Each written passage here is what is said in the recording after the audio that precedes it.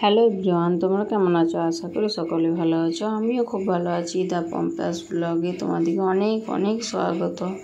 আমি রথ দেখতে গেছিলাম। এখানে দেখো সব ভক্তগুলো নাচছে। রথ দেখতে দেখো এবারে দেখতে যাবো চিত্রালয়ে রথ দেখতে।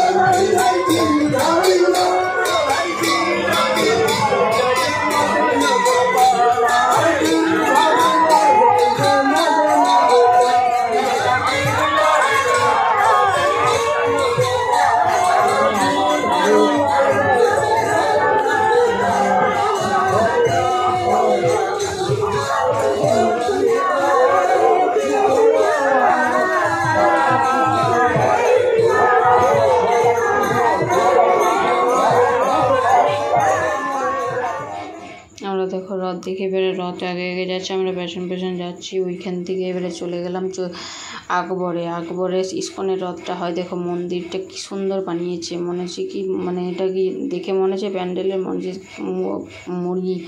মন্দির, কিন্তু এটা প্যান্ডেলে বানিয়েছে। দেখো চারিপাশটা তোমাদের ঘুরিয়ে দেখিয়ে দিলাম। প্রচণ্ড ভিড় হয়েছে।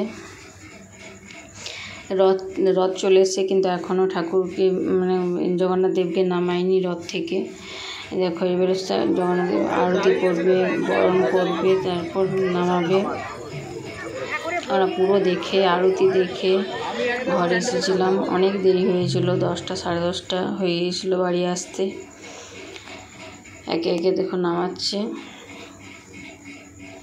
এখানে ভক্তগুলো সব ক্লান্ত হয়ে গিয়েছিলো। দেখো কেউ চলতে পারছে না, এমন করছে, কিন্তু অনেক ভিড় হয়েছিল এখানে। দেখো দুদিকে ঘেরিয়ে দিয়ে দিয়েছিল, তার মাঝে মাঝে রাস্তা রেখেছিল।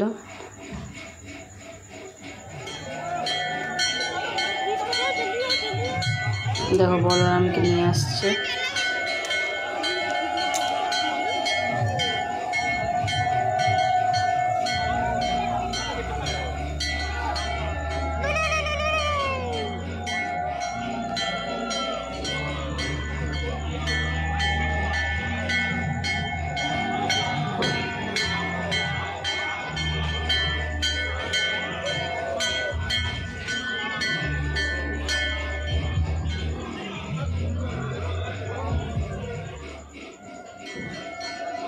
এবারে নিয়ে আসছে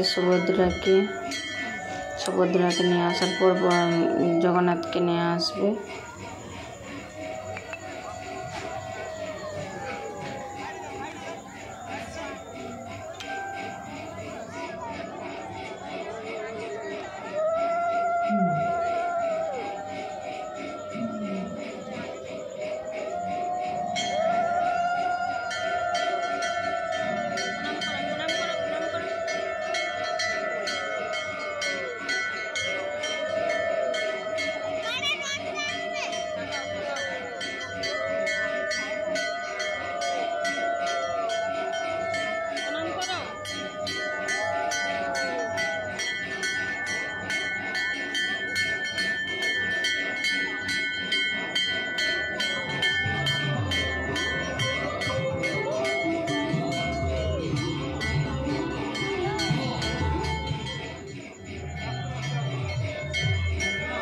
এবারে দেখো জগন্নাথ দেবকে নিয়ে আসছে। এখানে ভক্ত অনেক রকম ছিল, অনেক রকম ড্রেস পরেছিল। কেউ হলুদ পরেছে, কেউ হোয়াইট পরেছে, কেউ গেরুয়া বস্ত্র পরেছে।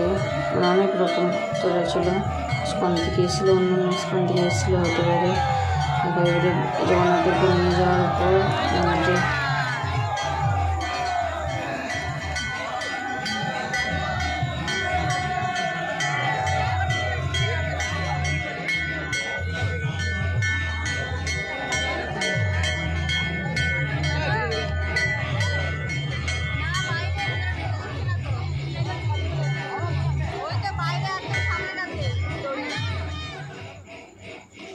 দেখো মন্দিরের ভিতরটা কি সুন্দর সাজিয়েছে, দেখার পর খুবই ভালো লাগলো। তারপর হবে তোমার আপনার আরতি হবে, তার জন্য মানে ড্রেস চেঞ্জ করবে ওদের, ড্রেস চেঞ্জ করার পর অন্নপ্রসাদ গ্রহণ করাবে, তারপর আরতি হবে। আরতি দেখার পর আমরা বাড়ি এসেছিলাম। যদি তোমাদের ভালো লাগে তাহলে সাবস্ক্রাইব করে দিও।